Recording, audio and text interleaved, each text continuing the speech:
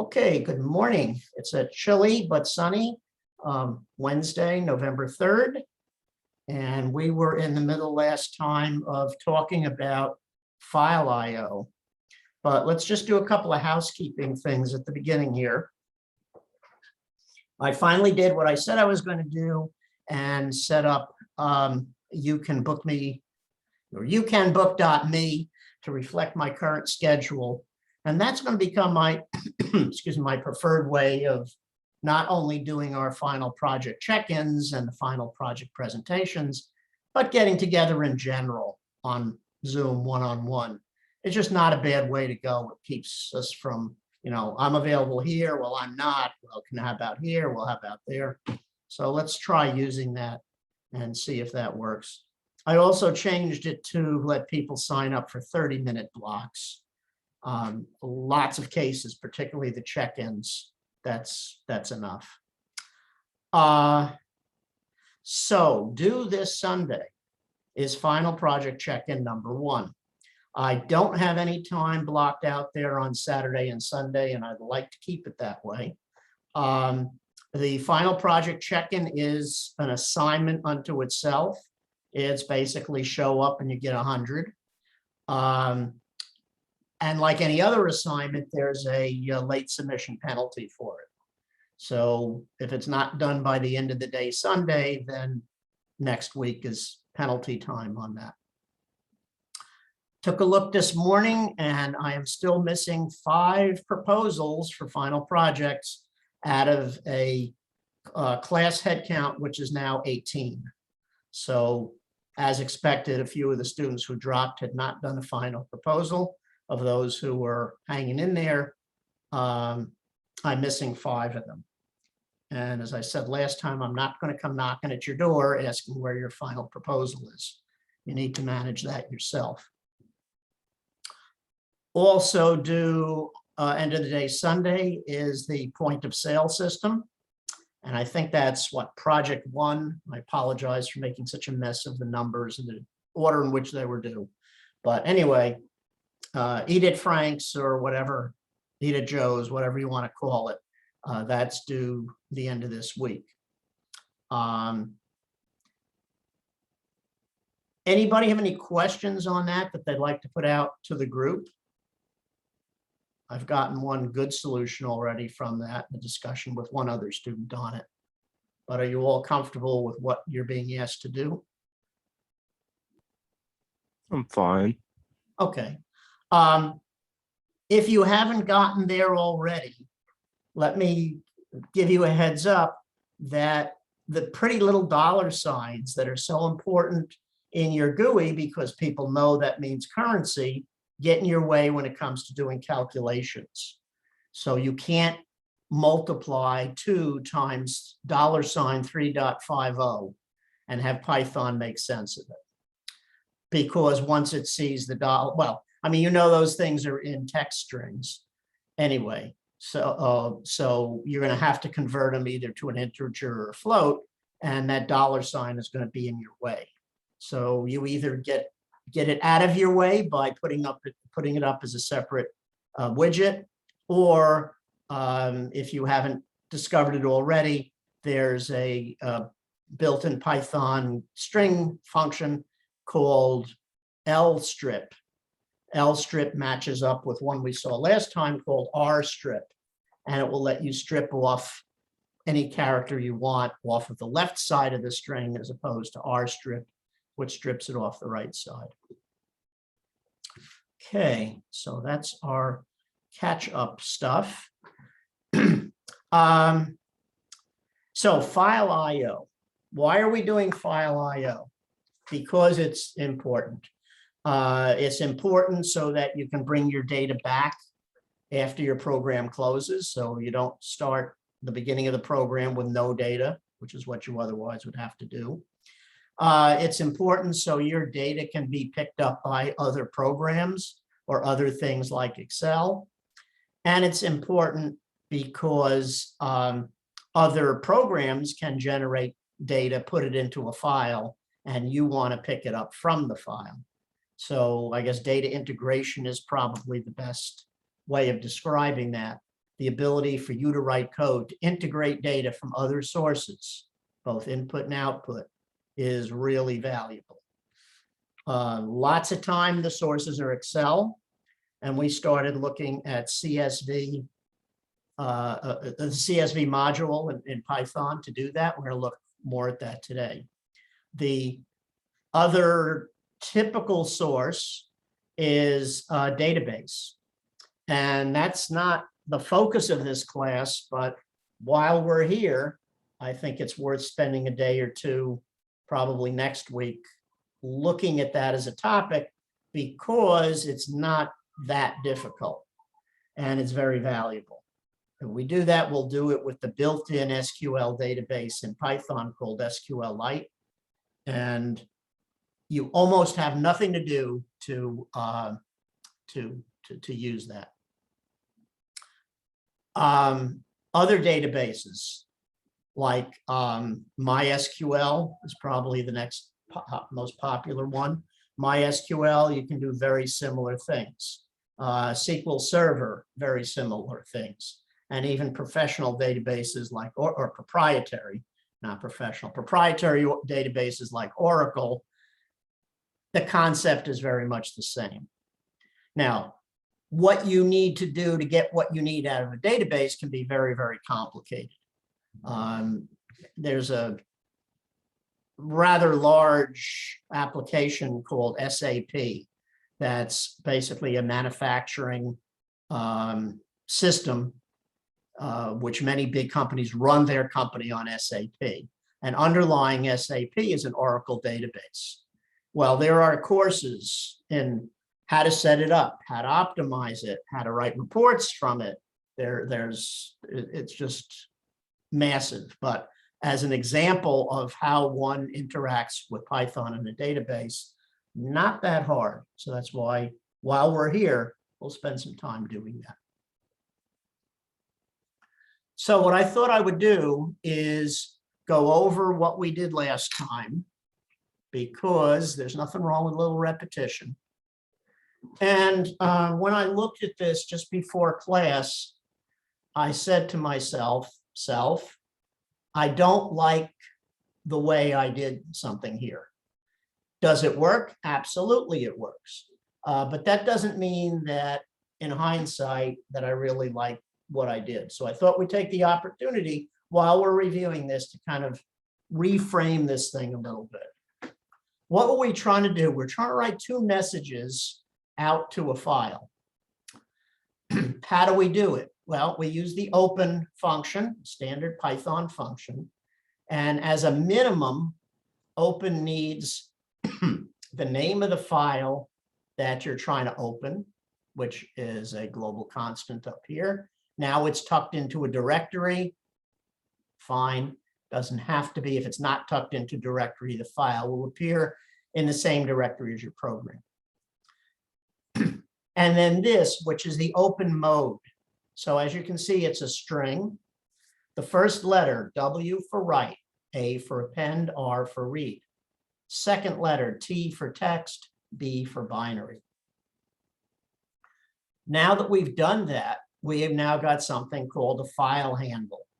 And the file handle is an object to with which you can do file I/O. And you do it in this program in two different ways. Use the handle.write and write out a message, or you can go back to the print command that you know and love and say file equals and put the file handle there. In this more traditional way of doing it, you it is strongly suggested that you close the file when you're done, just file out.close. So what don't I like about this? I don't like that I put this here, because that's kind of begging the issue. Those are the messages, right? If those are the messages, then what I really want to do when I use file out.write is I want to put my \n as part of the message to achieve a new line character in the file. That to me looks better. And if I'm going to do that, then this I should be able to do straight out. Because we know that print automatically puts a new line at the end of the line. So we've not had to worry about that until we got into this and file out dot right. Now recognize that print does other things. For instance, it allows you to put several variables here, comma separated. And when you do, those commas trigger print to put a space between the elements, which is something you may or may not want. So which method to use doesn't really matter to me, whatever you want. In both cases, we're writing out strings. That means that these strings could be built with an F string if you wanted to combine fixed text and variables or calculations. So just to make sure that what I thought was a good idea was a good idea, we'll run that. We'll go back and look in the data directory under data.txt, and we'll see we wrote it out. And in both cases, we have new lines. So any questions there? Just kind of make sense? So if nothing else, you have an easy way of writing text data out to a file. And of course, you also have an easy way of reading that data back from the file. If I can find it. File reading demo. There we go. So similarly, we're going to declare a global variable with the name of the file. Oh, this doesn't have the new name of the file. So we'll put the new name in here, data slash. And to make it easy, we're going to use forward slashes, even though we know that Windows uses backward slashes. Python can deal with that. The other convention you'll see is backslash backslash, because backslash is something special like \n. You need two of them if you're using that convention. I like that. Yes. Why didn't you have to declare like global data file in the main function? I don't. Oh, I'm sorry. Why do I declare it here instead of within main? Or wouldn't you need to say that it's a like global data file within main for it to access it? The answer is no. The rule is that it only needs to be declared global if it appears on its lonesome on the left side of an assignment. Okay. If it's a property, like, txt_1.value, even if it's on the left side, you don't need it to be global. And if it's on the right side, you don't need global. Okay, thank you. Sure. Now, why did I bother to declare that global? No good reason. I could have declared it right here within the loop. I think the reason I like it up there is just because I know where to find it. I don't have to go looking. So now we're going to run this the other way, in the other direction. Same file, but we're opening it in read mode. So that means that our file handle, perhaps file_in, if you're don't have anything else creative to say. And what are we going to do with what we read? Well, let's say we're going to put them into a list. So our object here is going to be list name dot append whatever's in there. Well, how do I read a file if I don't know how many lines are in the file? I build a simple for loop. For any arbitrary variable name in the file handle, line will take on the value of each line in the file until it runs out. Much easier than looking for end of file, or I'm not sure of what else would work in that case. Waiting for an error. You'd get eventually, if you just looped forever, you'd get an error that there's nothing more to read. But this is the cleanest way. And this is kind of what was recommended by Laurent in his cheat sheet. So if it's good enough for him, it's good enough for me. When we got done, we printed out sayings. We saw that we had a list. That's not all that friendly. So we went through a loop to pull out each saying. And since when we wrote them into the file, there was a new line. We had to tell the print function to suppress it putting the new line in for us. Since there's a new line in the file, then if we don't do that, we're going to get double spaces, one from the file and one from print. So end equals suppresses that. And while we're here, if you don't like print putting a space between your variables, there's another thing called SEP for separator. And you can change the separator from a space to some other separator or to nothing by saying SEP equals quote, quote. And all of that, is very well documented. It's not a GUI 0 feature because we're not even doing GUI 0 here, but it's available. So the other biggie here is that something bad can happen. Like the file doesn't exist or somebody screws up the name. Well, what does that mean? That means that line 7 is going to fail. We know that. If line 7 fails, there's no point in doing the rest of it because we're not going anywhere. We don't have any data. So if we run this, what we'll see down here is that we have thrown an error. No, not we haven't thrown an error. Python has thrown an error. We have trapped that error over here, captured the error object in case we want to print it out. But more likely than not, what you want to do is you want to print out a user-friendly message. And this is not a bad way of doing it. It is an error, so say it's an error, and then just say what happened. Or by printing E, you can print out what Python said happened, which is pretty similar. I would recommend you do the same try except when you write. It's just not a bad idea. All right, questions? Moving forward. Now, what we said is that this is not the new modern way of doing things. The new modern way of doing things is to use something called a context manager, or what else? Context manager, or a resource manager that makes your life easier. It's built in. It's triggered by the keyword with. We do with, we say open, this is all the same. We say as, give it the file handle, and now the handle gets created and is automatically closed when we get out of this structure. So this is a structure, here's a colon, here's the indentation. At some point, we're done with the structure, the file will automatically be closed. That's nice, and it's recommended. So whatever you call it, with open, the rest of it's kind of the same. The other thing we saw here is a variable called poem, whose value is a multi-line string. So that's why the triple quotes are here. That's the way of saying that you have a multi-line string, and we do.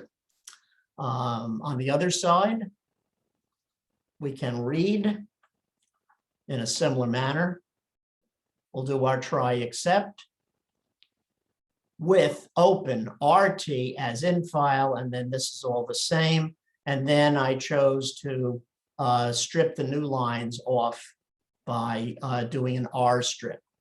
So R strip with empty parentheses removes what they call white space from the right side of the string, and white space includes spaces, tabs, and new lines. If you want to explicitly strip something, you can put it as a string value in here.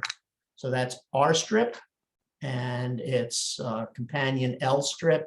And I think there's a strip that defaults to R strip, but if you use R strip and L strip, people know will know what you're doing. Okay, so where do we go from there? And if anybody's got any questions, just interrupt. Interrupting's fine. From there, we started talking about CSV files. Why do we have CSV files? Primarily, we have CSV files for compatibility with Excel. So in Excel, we'll be able to read a CSV file. You'll be able to write a CSV file. Stands for comma separated values, but it's smarter. It's more than that.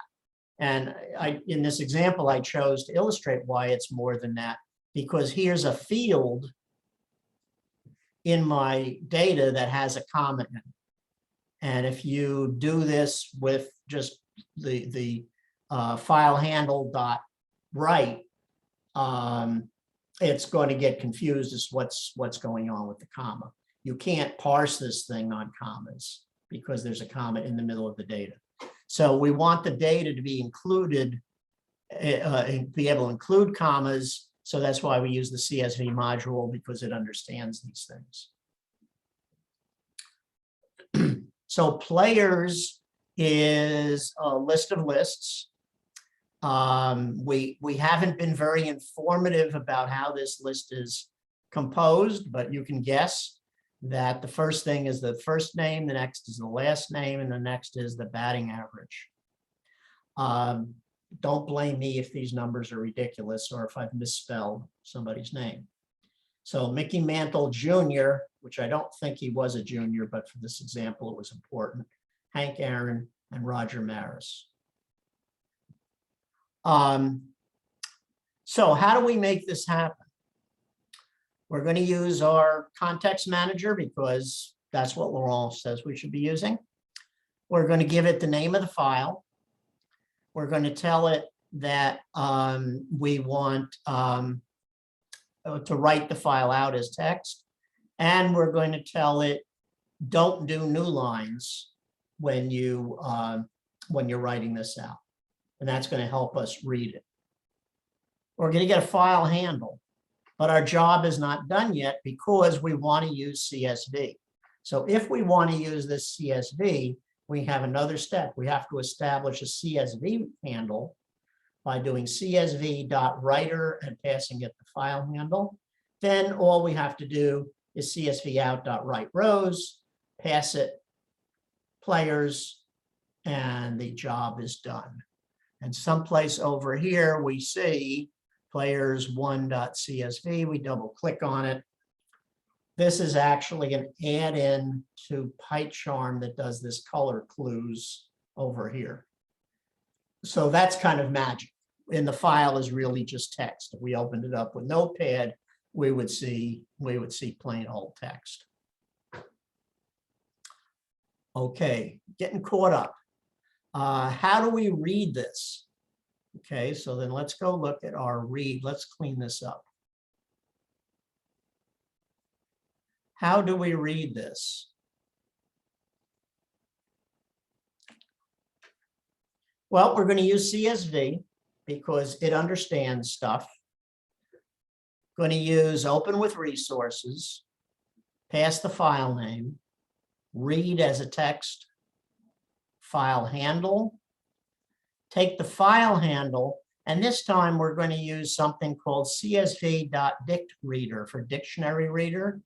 Tell it that we want to read the stuff using the file handle, and also tell it that we just found out that the stuff in the file, let's go back to the file for a minute. The stuff in the file actually has structure. The structure is that this column is the first name. This is the last name. That's the batting average. So we're going to tell that to the dictionary reader that that's what we got going on. If not, you're kind of missing a level of documentation. Not to mention when you print it out, it would be good to know what those columns really are. We're going to print out what we get from CSV in, and let's just stop there for a minute. So I'm going to comment these out for a moment and see what we got. That's not what we got because it's the wrong program. There we go. What we have is an object. Well, thank you very much, but I don't care. So All this print says is that I can't do anything directly with CSVN other than find out what memory location it's stored in, which just does not thrill me. So what I need to do is I need to create some kind of a data structure that is useful to me. So this is what I'm suggesting, and then we will take some time and talk about what this really does, because probably because everybody was asleep already last time, I didn't get beaten up too much about what line 12 actually does, but you deserve to know.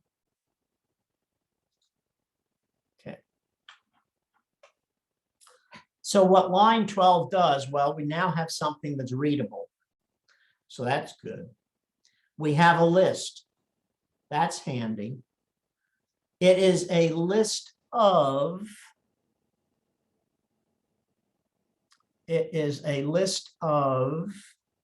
dictionaries. How many? Probably about 3. In each dictionary, there is a key called first name, the value, another key for last name, its value, another key for batting average, its value. And we noticed last time that for some reason, not necessarily the best thing to happen, this 300, which was nicely an integer, has now become a string. But, you know, what is it? Forewarned is forearmed. Forearmed is forewarned. Now that you know it, you can deal with it if you have to convert it and figure out, for instance, the average batting average. So this is all good. It's not friendly yet, but at least it's information. And it happened because of line 12. So why don't we take some time and find my sheet here and talk about what goes on line 12. The name for it is, it's a list comprehension.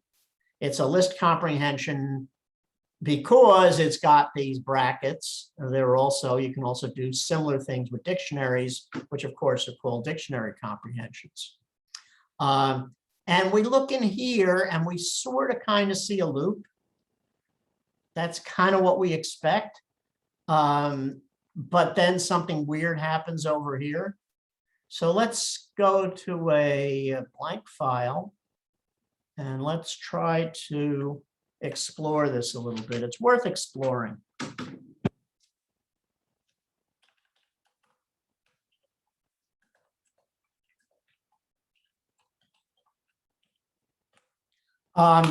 Clearly not a GUI 0 topic, a Python topic. You can read about it in just about any place that talks about Python. We're going to do some stuff with some random numbers. Oh, no.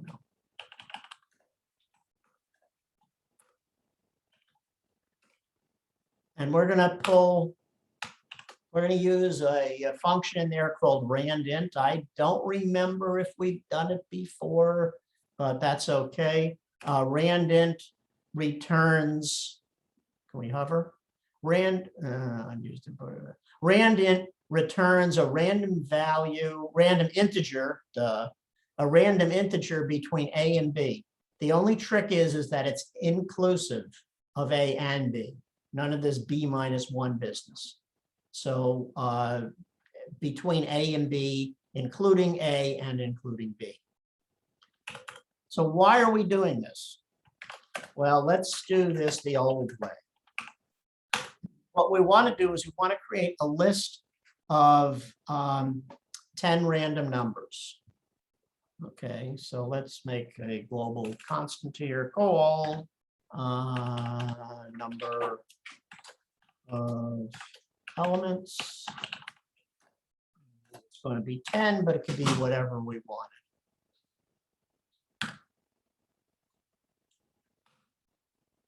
So we'll list. How are we going to make a list? Well, we want a loop, right? So that means that we need to start out with a place to put our answers. So we'll have numbers start out as an empty list. And then we're going to do for I in range, the number of elements. And then we're going to do numbers dot append a random integer between 1 and 100 inclusive. And then we can print numbers. See what we got. We got the wrong program. We have 10 numbers in a list randomly chosen between 1 and 100. Fair enough. But that's not why we're here. This is old news. Our new way, using a list comprehension. Okay, so this is our new list.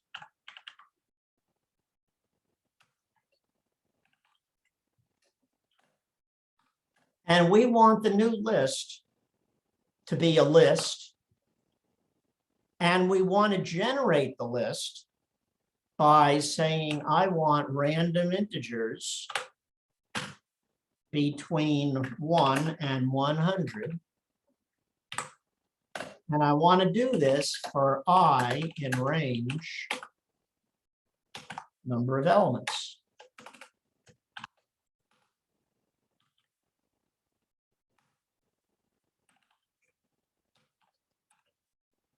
And let's see how we did. Okay, that's plausible. Okay, so whoever just joined us, we are taking a look at how list comprehensions work. So what is a list comprehension? List comprehension is a shortcut for doing this in one line. We don't have to create an empty list. We don't need to set up a separate loop, and we don't need to do dot append. The list comprehension basically says, just do it. Create a list. This is the elements that go in the list, and it's controlled by a for loop that looks a whole lot like this line, right? So in the simplest case, that's what it is. Okay, and that is a very simple case. More likely, when you see a list comprehension, you do something like this. We're going to create a list using I, but the list is going to be composed of the value of I times 2. So let's see, new list 2 equals a list. What goes in that list? Well, I'm going to use some index value, and I'm going to multiply it by 2. Well, where do you expect me to get those? Well, I expect you to get them from for I in range, number of elements.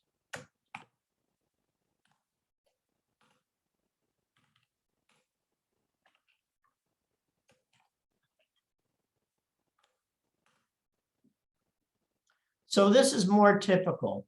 We define an index, and then over here, we either just use the index by itself, or we do some arithmetic, whatever, calculation, manipulation to generate the values. So this generates the values based on this loop. Okay, so we try it out. We've got 2, 4, 6, 8 up to 18. That should be 0 to 9 multiplied by 2. How cool is that? So I'm not waiting for the answer. So this is how things like this happen. People look at this and say, this is a pattern that occurs over and over again.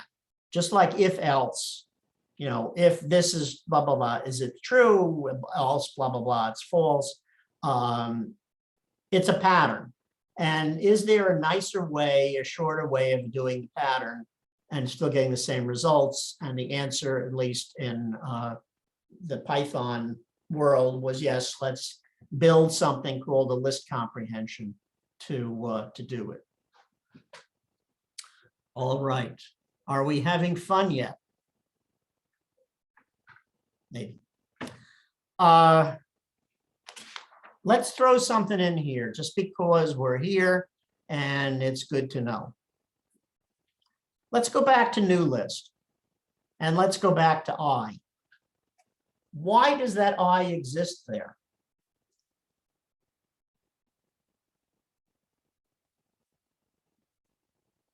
Or why does the I exist here? Same question. It's just a variable. It could be anything. It could be dog, cat, brown, red. It exists there because the syntax requires a variable there, right? Turns out in my loop or in my evaluation, I don't need it. So what can we do? And what we can do by convention is we can put an underscore here. And that has some pretty squirrely write-ups on what it's there for, but basically it can say it is a variable, but it's a variable that in general I'm going to discard. So it has to be there for syntax, but I really don't need it. And instead of putting a letter I in there and then saying, you know, what's it there for, we're going to do that. And hopefully the program still runs. It does. Now, what about if we tried to do it here? So this says I is undefined. Well, is that a good enough variable name to do that? And the answer is yes. So if that's all we need this for, this I think looks a little strange. This I'll accept because I never refer to I. So I guess my philosophy would be, if you are actually going to use it, put it in there. And as Steph pointed out, it's arbitrary. Call it something. And if you're not inspired, call the first one I, the next one J. So if you need it, I would say put it in there. If you don't need it, maybe you want to consider an underscore. All right. One more time, because there's one more feature. Okay. Let's say that we want to make a list of primes between 1 and 13. But we want to do it the hard way and kind of the stupid way, but we want to illustrate a point. And this actually comes out of a not particularly funny joke that I probably don't remember the details of, so we're not going to go there. We're going to note that all the odd integers between 1 and 13 are prime. Is that true? That all the odd integers between 1 and 13 are prime? 9 isn't. Uh-huh. Excluding 9. This is new list 3. And we think we can generate it as a list comprehension. We think we're going to use an I, and I for I in range. And now we have some work to do. We're going to start at 1. We're going to end at 15 because range goes to 1 more. So actually, I'm not sure why I didn't pick 14, but we can do that later. And we want to skip every other one. But we want to exclude 9. Also, 2 is a prime. 2 is a prime. Odd primes then. 2 is a prime. 2 is a prime. I guess it is. Well, okay. This is a ridiculous example. I'm trying to illustrate list comprehension, not intelligently answering a question. Okay, so not only do we have what we've learned up till now, but just because list comprehensions are all about doing it in one line, we can throw a qualifier in at the end. Don't generate this value if the value of I is equal to 9. So it's only going to run for I not equal to 9 between the range of 1 and 15. So this is, I would say, just about laughingly bad as a technique for doing it. Let's go back and see why we didn't make this 14. No reason. Now we have a program that makes a list of odd primes between 1 and 13 the hard way. But it illustrates, the use of a list comprehension to do that. So one more time, either a variable or a calculation using a variable or not. Doesn't have to be, it can just be something. And then a for statement. We know that range can accept up to 3 values, a starting value, ending value minus 1, and an increment. So we only get odds, and we can add to it an if statement to qualify the search. And of course, since it's an if statement, it could be compound. So it could be as complicated an if statement as you want.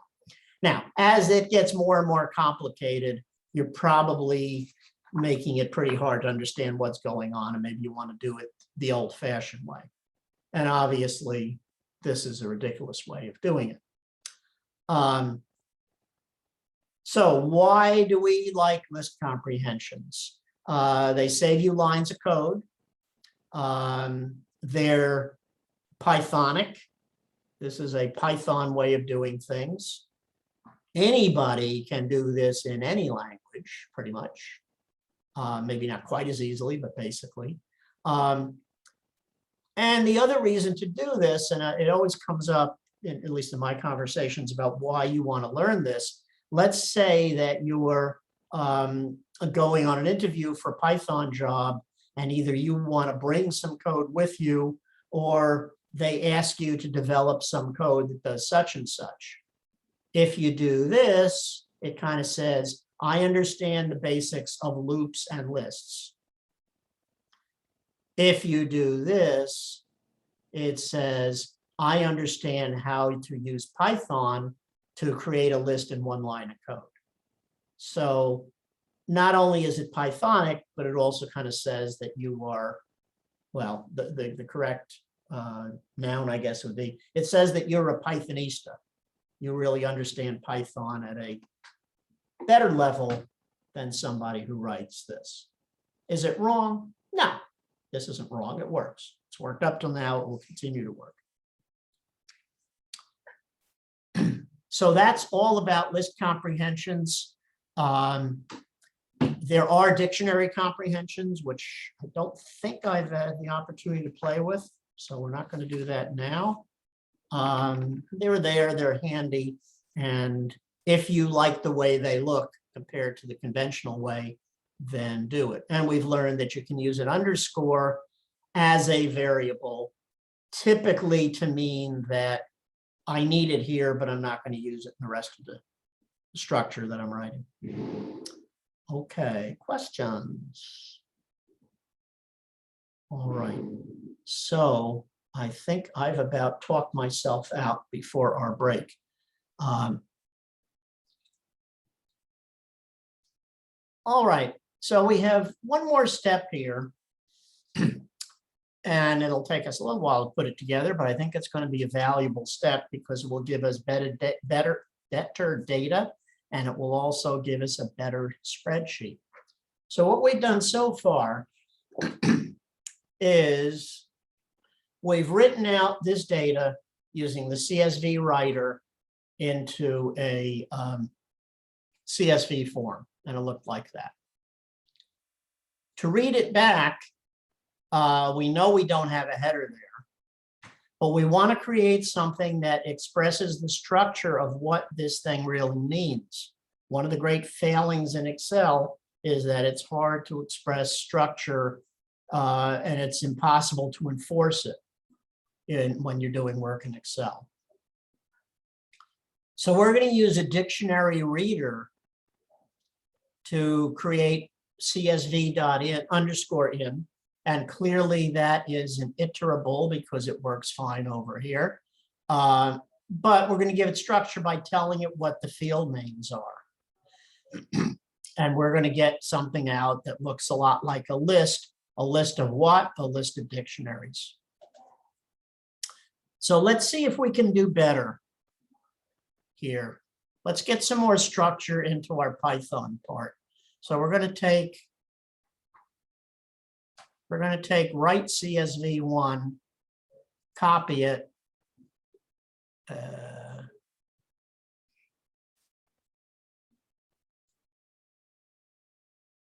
and call it 2.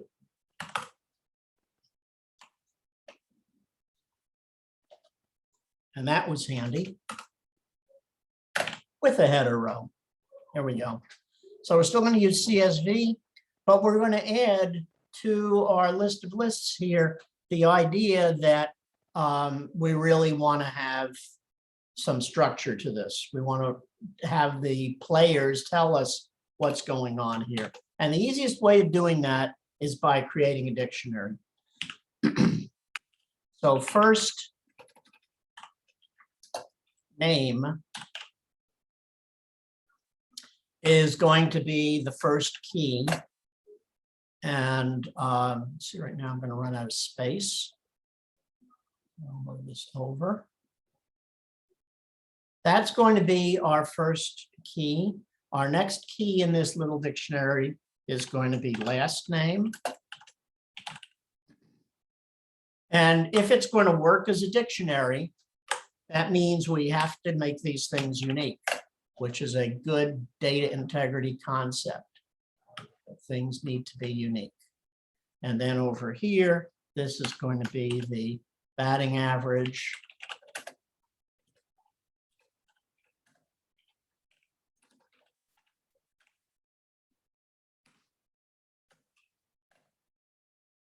And that is the end of our first dictionary. Okay. So we're going to create 3 dictionaries here with the same thing. Sorry, it takes a little while to get this together, but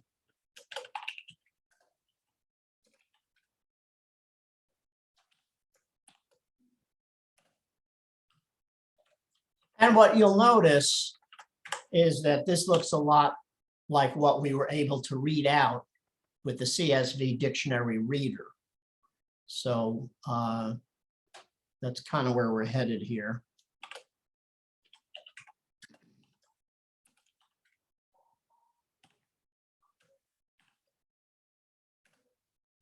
And obviously, the ideas that we're using here, we really got out of the section of the class about creating data structures. So without knowing that dictionaries exist, this then makes no sense at all.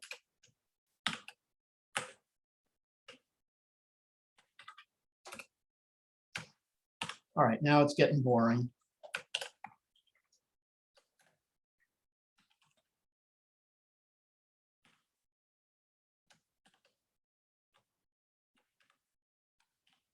And of course, when you get bored, you make mistakes.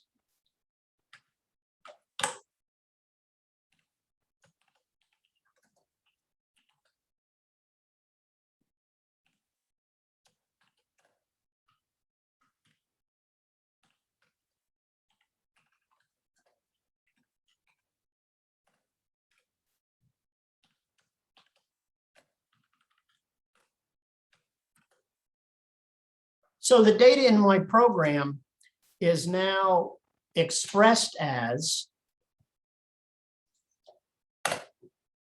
a list of 3 dictionaries.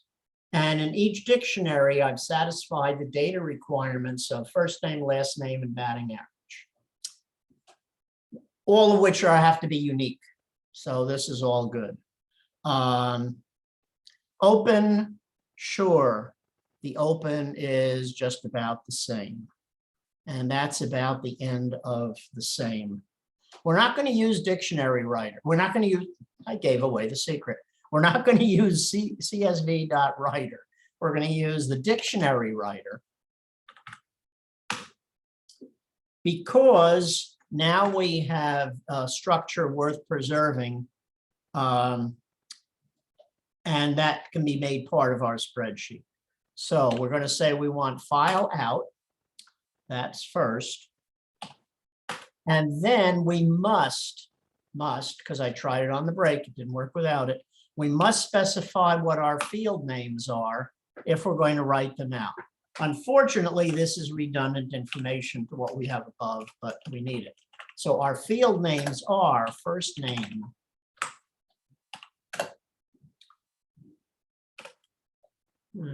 okay. Name,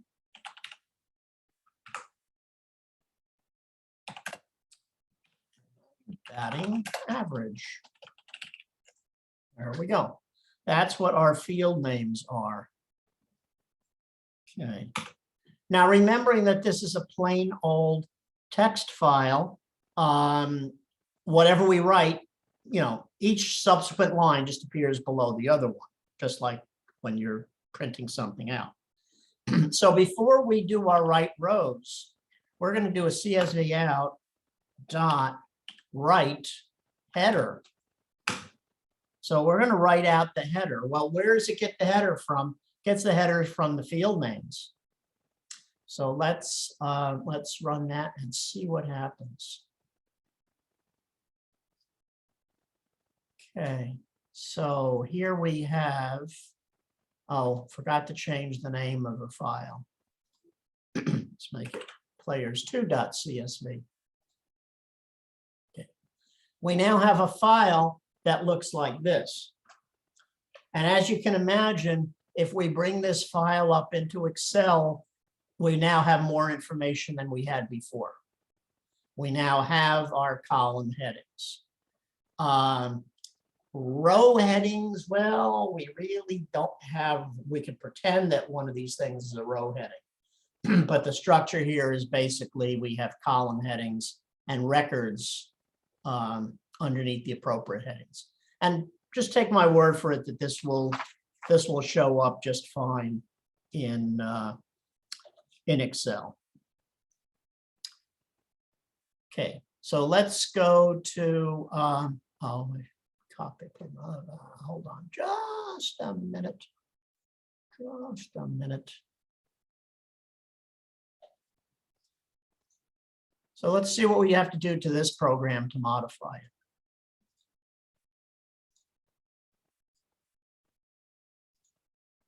it.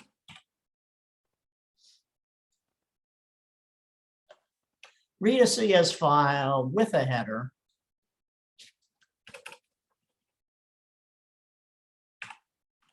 With a header into a dictionary.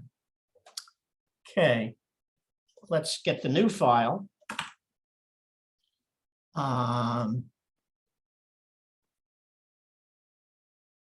And we shouldn't need this, right? That structure is really in the file already. So we're going to take this out. And this never did us any good. So let's take this out of here.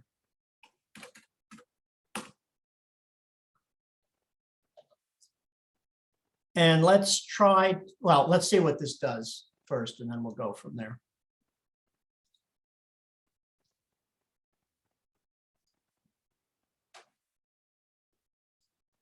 Okay.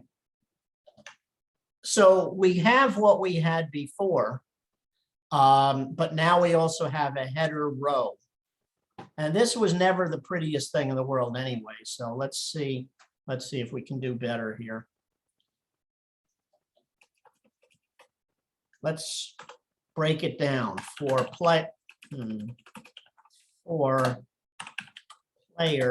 players. Let's print player. See what we got. Well, we have 3 dictionaries. And these dictionaries look awfully similar to what we wrote out over here, right? So basically we have taken this structure, put it into CSV. Whoever brings this up in Excel may want to add or change or whatever. And then when we go back to read it, if we read it with a dictionary reader, we can recover the structure. So this is all a good thing. Absolutely. Questions? Right. So now I'm having an argument with myself, which is always interesting. I think I'd like to take a little diversion from this discussion. We really have enough time to spend some more time next week finishing it up. The next step we're going to take here is we're going to take the idea of taking this structure, once it's full of data, and writing it out to the disk as a binary file using a Python function called pickle. Or it's a library actually called pickle that has a couple of different functions in it. And then we'll be able to retrieve it. So interesting and something that that we can do. But what I wanted to spend some time doing, maybe we'll get started on that before we're done. Let me show you a demo program that I actually did for somebody in class. And let me just show it to you first, and then we'll talk about it. Okay, looks a little bit like Are You Smarter Than Mr. Scialla? In another perspective, it also has some resemblance to Edith Jones, in that we have some rows. Each row has in it a button with an identifier and an indicator light that matches up with the button. You might notice that the high number's on the top, the low number's on the bottom, and there's no 0. So with a little bit of imagination, you might consider this to be an elevator panel. And of course, elevator panels can be really, really big with a whole lot of buttons and a whole lot of lights. So what we're looking for here is we're looking for a efficient way of handling this. And what do we want to have happen? We want to have happen, people come into the elevator and they push a button for their floor, and an indicator light goes on saying that that floor has been requested.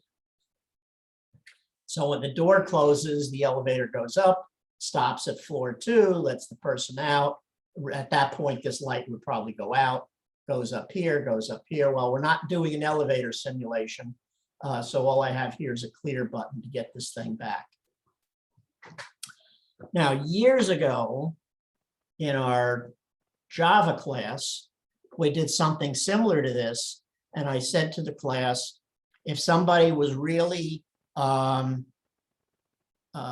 interested in this, oh no, actually it was a student. The student raised his hand and says, well, can't we create a simulation of an elevator over and above the elevator panel?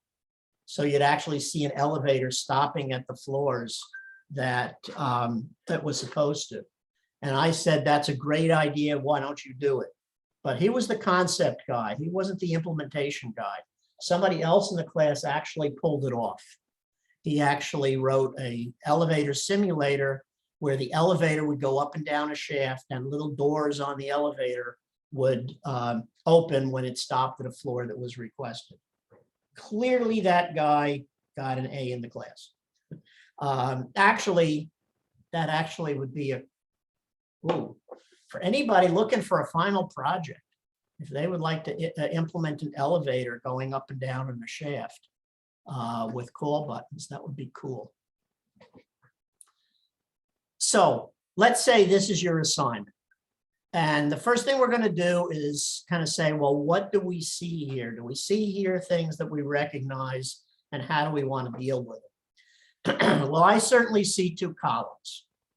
So I see a left half and a right half. In the left column, I see a waffle that's 5 rows by 1 column.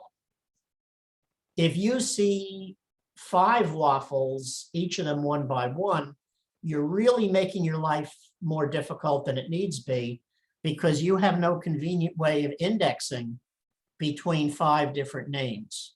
So the fact that a waffle supports an arbitrary number of rows and columns means let's take advantage of the fact that all of these things, if they're one waffle, they'll all be at index x equals 0.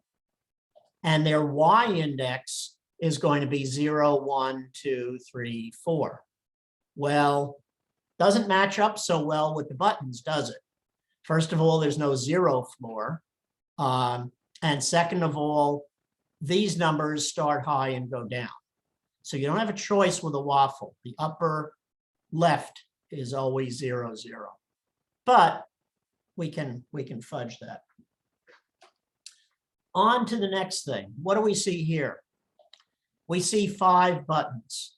Well, we don't have button arrays. I think Visual Basic actually had the concept of creating arrays of widgets. But this is not a built-in concept. But let's not give up hope. Let's say that we do have 5 buttons, but we really want this to be referred to as button 0. Even if it has number 5 in it, I want to call this button index 0, 1, 2, 3, 4. Now I have a nice match between here and here. So what do I have? I would call it an array, but Python, built-in Python doesn't have arrays. So I'm going to say we're going to have a list. A list of what? A list of button widgets. That sounds promising, because if I have a list of button widgets, now I can navigate them as a list, and I can also address them with an index. And of course, I only need one index. This is a one-dimensional list. To match up with my widgets, it's going to be 0 through 4 for 5 buttons. Now, the biggest problem here was getting the stupid buttons to line up with the stupid waffle cells. You have to kind of fudge around with sizes and padding to make that happen. So this program is kind of too long to type over for you. And I really want to show you the concept. I don't necessarily want to give you the program, but I do want to show you the concept. When all is said and done, all of this matching up of buttons and lights happens in a 2-line function, a def line and line 16. So this is good news, because it would be quite easy for me to make a panel out of a different number of floors, which is, of course, what an elevator company wants to do. They want to have this thing scale based on what, who they're building the elevator for. So let's see how we do that. Well, layout. No new news here. Here's a margin at the top. Here's a box. We're going to split the box left and right. We're going to put in a waffle. Where? On the left. The width of the waffle is going to be 1. The height of the waffle is going to be number of floors. And here's my fudging of DIM and PAD to get it to fit. Start with everything black and let's make them circles. Okay, that was pretty easy. What are we going to do about the buttons? Well, we're going to put them in a list. So we'll start out with an empty list. We'll put a little margin at the top just to make it a little easier to line up. And here's where it gets exciting. We're going to create a loop, a for loop, for floor in range number of floors. Well, that means that the range floor as a variable is going to go 0, 1, 2, 3, 4. I could turn this around and have it go backwards, but I chose to keep this at 0 through 4.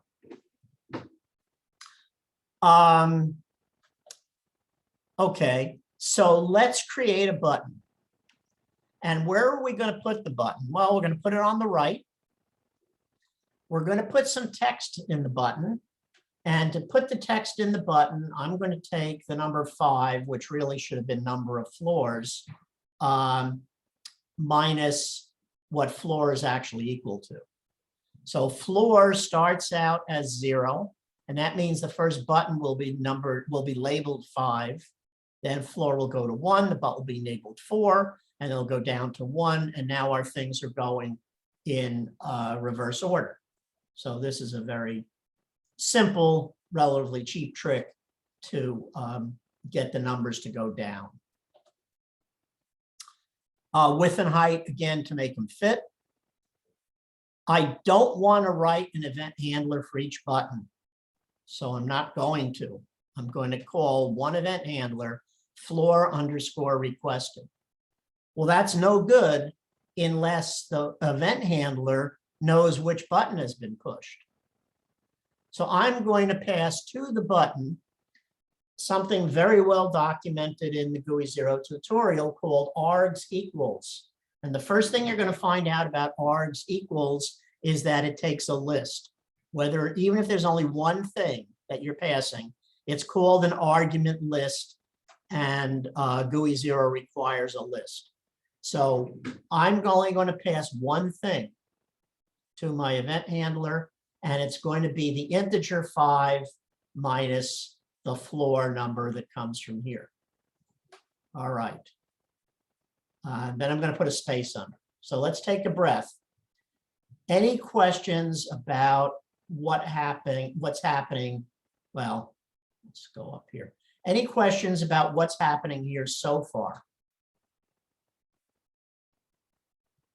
Do you see 5 buttons? Do you see they're numbered 5, 4, 3, 2, 1? Do you see that command to run this function is going to also provide an argument of 5 minus the floor number? And that will be 0, 1, 2. No, I'm sorry. That will be, 5, 4, 3, 2, 1. Okay. So we're doing okay? All right. I hope so. What do I have left to do? I'm going to take the widget and put it into the list. So what's sitting in the first element of the list is a widget. And I could print out the list when I'm done, and I would see there's 5 push button widgets in it. Then I'm going to do it again. And then I'm going to do it again, and then I'm going to do it again. I'm going to do it 5 times. Each time, the widget will be called btn underscore floor, and that widget will be appended to the list. Now, if you look at the list, what you'll see is 5 widgets, but they don't have any names. They are anonymous push button widgets, but they do have an index number. So that's a good thing. Finishing up, a spacer and a clear button that just calls a different function called clear underscore floors. So if we understand floor underscore requested, then we're home free. So let's go back here and see what we've got. Let's see if we can get these in the same.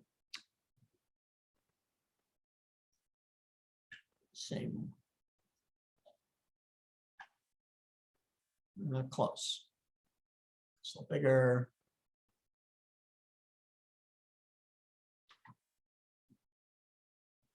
Gosh darn. There we go. Just made it. If we're passing an argument, one or more arguments, if we're passing one or more arguments to our event handler function, we better be ready to receive them. If we don't, if we don't have any place to receive them, we're going to get an error. You gave me an argument and I didn't have any place to put it. So to receive the argument, we need a parameter. So this is the argument list. This is the parameter list. The parameter list is a variable with an arbitrary name, floor underscore number, arbitrary but hopefully readable. And we now know we have an integer. We know that integer is going to go from 5 to 1, because each time through it's 5 minus this. And what we're going to do with that is we're going back to our waffle, which is down here, which we know is 1 by 5. We're going back to our waffle, and for x equals 0, because there's only one column, the y value is going to be 5 minus floor number. Well, that will flip it back to a 0 to 4 index. It's an integer. We're going to change the color of that element of the waffle, of the 1 by 5 or 5 by 1, whichever way your head is turned. We're going to change the color of that cell to orange. And there it is. It's a shared event handler. That's good news. It gets information from args equals with an integer that will be used as an index. That number, that integer, is accepted into a local variable in the function, and it's used over here to calculate the index in the waffle to match up with a floor number. And when we run it, the position of the button matches up with the index and is consistent, through the whole panel. The lights stay on until the elevator gets to the floor, in which case, or in other words, until we hit the clear button. Obviously, the lights would clear one at a time as the elevator gets to the floor. So it turns, well, questions. Let's do questions first, and then I'll give you my, well, actually, that's a sort of a double entendre. Does anybody know what an elevator speech is? Yeah, What is it? like a quick, 1 minute speech, or where you're trying to like sell something to somebody. Yeah, usually it's done in the reference of looking for a job. Yeah. And I'm not sure if it's usually said as a 30-second speech or a 1 minute speech. Anyway, the concept is you get into the lobby and there's somebody there who you know is a manager and you'd like to be considered. And until he or she gets off the elevator, you have all the time that's allotted to you by the elevator to sell that person on you as a candidate for the job. So when I was doing job placement stuff, courtesy of being laid off, which incidentally was the best thing that ever happened to me, every day when we got together in a group in Wilmington, we went around the room and everybody had to give their elevator speech. So clearly you have to sort of have it planned out ahead of time. And clearly it needs to be punchy, not boring. And clearly after you've given the same speech 5 times, you get bored with it and you try to, punch it up a bit. But anyway, so that's the double entendre. I was going to give you the elevator speech about how complicated it is in real life to get elevators to work efficiently. But so for those of you who have yet to be on an interview, so why, typically you're not going to have your hiring manager with you in an elevator. But the recommendation is when you open an interview, if you take 30 seconds or a minute to give your quote elevator speech unquote, you've then made an impression for better or worse. And of course you want it to be for better. That's important because attention spans of a person in an interview, of the hiring person in the interview, is not very long. If you haven't made an impression within a few minutes, the person's probably tuned out. So it doesn't matter what good things you can do in 20 or 30 minutes if you haven't caught their attention. So sorry for the diversion, but that's what an elevator speech is. And I think I came up with some pretty ridiculous ones, but I don't remember them anymore. It turned out the position at Deltec that I got hired for had nothing to do with elevator speeches or fancy interview things. It had to do with an ad that they put in the newspaper. And I answered the ad. Well, it's a little more complicated. I answered the ad for a position in Stanton, which I wasn't well qualified for. And then I discovered the position in Wilmington that I thought I was qualified for. So, all right. Sorry for the distraction. I'm not feeling the time pressure today, so I can wander a little bit. There's a quick question. Sure. The dot set in line 20, dot set / all. Yeah. Is that the property to clear out the waffle? Well, actually, I think I discovered set all this year. It's a function for waffles that set all the cells to whatever color appears in the parentheses. So rather than having to set colors by nested loops of rows and columns, if you want it restored to some state where all of the cells have the same color, waffle name dot set all. Good catch. I don't think we've done that before. All right, thank you. Okay. Question. What if you wanted to set the colors, so you set the one color of the waffle for the button next to it that was pushed, but what if you want, when you push that button, you wanted something to happen to the other ones that weren't pushed? How would you- Well, my button widget, you want something to happen to the buttons like enable, disable? Enable, disable, and the waffles corresponding to those buttons changing a different color. Okay, so we whether it's going ascending or descending, we have an index. We could create a list of colors, and hopefully there would be one color for each index. And then instead of this being a string, it could reference a color list. That would be one way of making it different colors. Of course, there's a limit to what you could do. I mean, that's affecting the waffle cell. We also have, where is our array of buttons? Floor push buttons. So this list of push buttons, you can also deal with an index, of course, and it would be available in the event handler. So the answer is you've got an index here.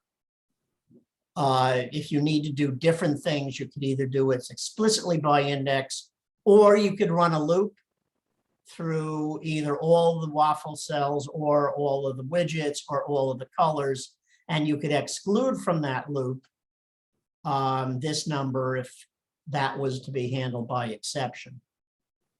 So you have the information you need. You just need to navigate what you need to navigate, and maybe there's an if statement. that needs to exclude this if this needs to be special. I mean, I'm willing to try different colors for each. Of course, you wouldn't have different colors for each floor if it was an elevator, but we could do that as an example. Did that help, Steph? I think so. Okay, so these are not the concepts that occur to you when you're first learning GUI 0. These are the concepts that at least, well, I'm a slow learner, but these are the concepts that at least for me took a while to realize that putting widgets into lists was a good thing. And it really is. So I'm trying to kind of help you out as new students in Python to realize that packing lists full of widgets is good because now you can deal with them with an index. And that opens you up to shared event handlers, as long as you know that args equals is necessary to pass an index to the handler. And can you explain again line 49 and what that does exactly? Sure, I hope so.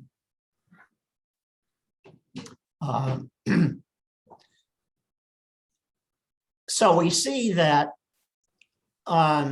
this list was defined in line 37. PyCharm is telling us that. And was defined as an empty list, and that's okay. We know that we have a loop that's going to run 5 times. And each time the loop runs, because this is indented in the loop, each time the loop runs, we're going to go to this list and we're going to add something to the bottom of it because that's what append does. Append, notice it says append object to the end of the list. What object is it going to append? It's going to append btn underscore floor, btn underscore floor. And what is btn underscore floor? It's a push button with all of those, made with all of those arguments. So on the list is, and we can, this might help. We can actually look at the list. Why not? Let's set a breakpoint here. For those of you who haven't done it or done it accidentally, to know what you're doing, if you click over here, you will alternately set and clear breakpoints. Why is that important? It's important because you have a choice of how to run the program. You can run it by running it, or you can run it in debug mode. And when you run a program in debug mode, if it ever gets to line 51, PyCharm stops executing your program before line 51 and shows you what's going on. So that could be exciting. Let's take a look, see what happens. Okay, so there goes our debugger. And it creates a window down here, which is not scalable. So I'm sorry if it's small. You'll notice that magic stuff appears over here in gray.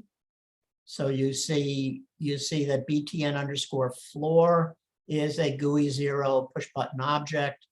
You see that floor over here is equal to 4 because the loop just finished. So a lot of gray information up here to help you see what's going on. And over here, you see variables or objects that depend on what's clicked here. So these are things in main. These are things that are defined for the module. So you can see here that the module has an integer variable, number of floors set equal to 5, and some other stuff that you don't care about. So in here, we see what has been defined in main. Since it's in main, that means it's also known to the any inner function. And we look over here and we find floor push buttons, which happens to be the name of the list. And then we can expand this And we can see inside of this list are 5 elements, right over here, 5 elements. The 0 element is a GUI 0 push button. The 1 element is a GUI 0 push button. They have, well, let's explore farther. So what you can see here is you can see that there are actually widgets installed into the list, appended into the list. This lets us break it down a little more. And now you're almost overwhelmed with information. This is all of the properties of that widget. But that widget still doesn't have a name. That widget someplace has what's in the key. It's element 0 text. So here's the text of the widget that has 5 in it because it's the first widget, which is the top floor of the elevator. Text size. If what you're looking for about this widget is buried in TK Enter, that's what this is about. This opens up more information about TK Enter, including another level called TK that doesn't have much in it. But anyway, debugger. A lot of information. A lot of things you can do in the debugger.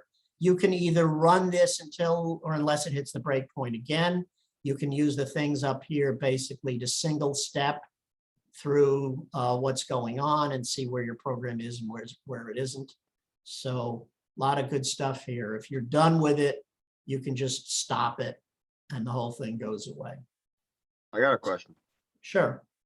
It's from a little bit earlier, but if you append something to a list and then clear that list, does it delete the object? It deletes the object off the list. But is the Unless that object still there? object, unless the object is stored under an individual name, then the object is, you can't retrieve the object. So in here, when you say floor buttons and you append it, or when you append the button floors, and then if you cleared the floor _ push buttons list, would that delete all the buttons? Yes, Okay, and they would no longer be on your screen, like they would no be longer on No. the window, right? They'd still be there. the buttons would still be there. Oh, yeah. I'm going to defer to Peter. Well, hold on a minute. The object would still exist. You just wouldn't have a reference to it anymore. Well, that's true, which means from practical purposes. But each time you, I think the only object that existed would be the last time through the loop. Because every time through the loop, you name it BTN _ floor. And that's your reference. So I don't see that you'd have 5 references. I think you'd have a reference to the last one. But I could be wrong. Now, that's a different story to, well, let's see, would the push button disappear off of the, well, you know, probably the best thing to do would be to try it, wouldn't it? We got 5 minutes. So after we load the thing up, the question is, what if you took this list and cleared it, right? Or maybe we should do that in a handler, it doesn't matter. Okay, what would that do? Okay, that works. Why does this still work?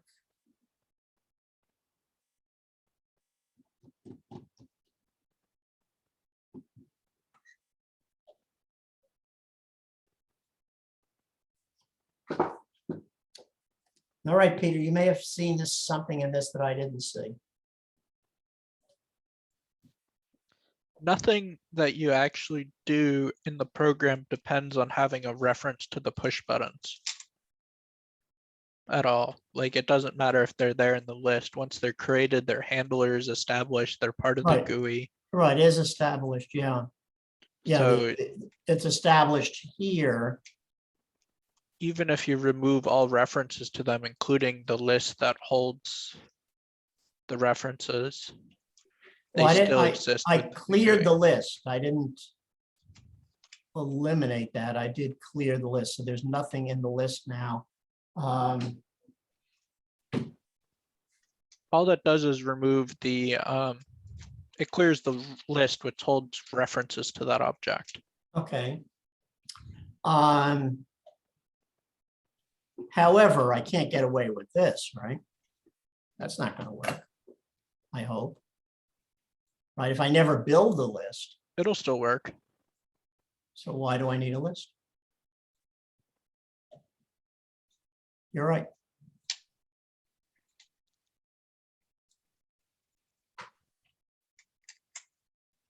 So what you're saying is I don't need the list? Yep. Okay.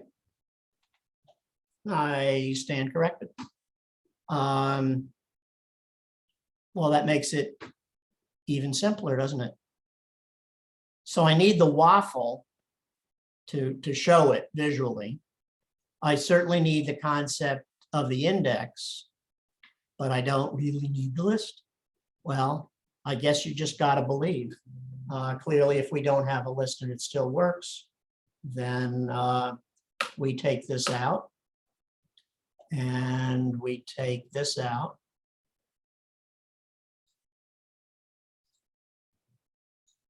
Because it's not needed. We take this out.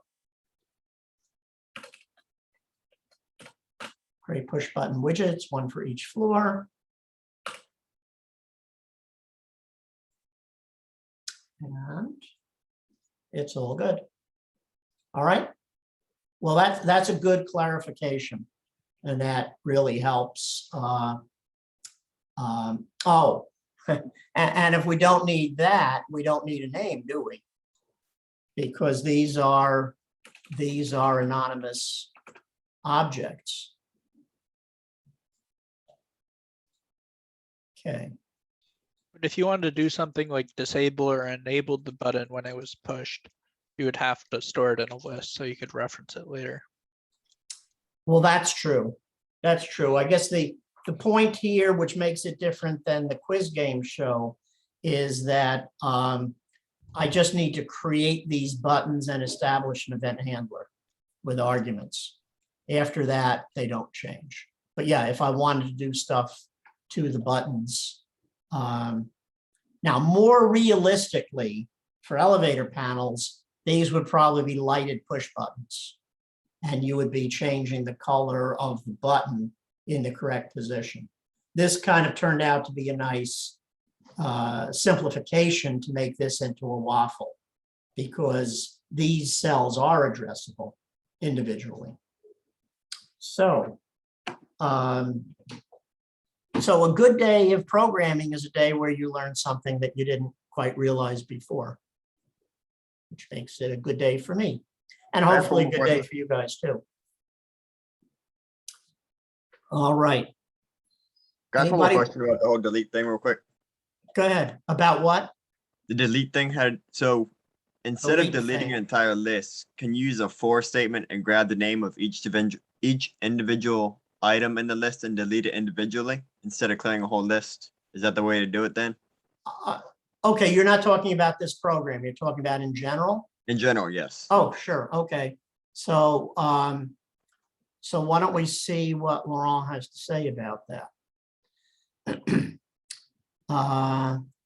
So we're talking about lists, and I guess there are a couple of things that show up. There's, make it bigger. There's remove the first item with a value. There's pop an index. And when you pop an index, you return the value, typically to a variable on the left side of an assignment, but you also remove the value you remove the entry at that index. So this removes things by value, this removes them by index. Pop with nothing here by default removes the thing off the bottom. So pop 0 removes off the top. Pop nothing removes it off the bottom. So that's a handy thing to do with lists, and that's how you make lists into queues. So queues typically are dealt with either first in, first out, or last in, first out. I think if you actually wanted to destroy the push buttons, there is a destroy function from GUI 0. I you think could that's true. We'd have to Iterate through and destroy them individually. Right. And that's would be a little more of an obscure thing about why you'd want to do that. But yeah. So we're at the place where not only do we have to see what's available in Python, but if we're talking about a GUI 0 widget, what's available there. Okay, so we've used up our time.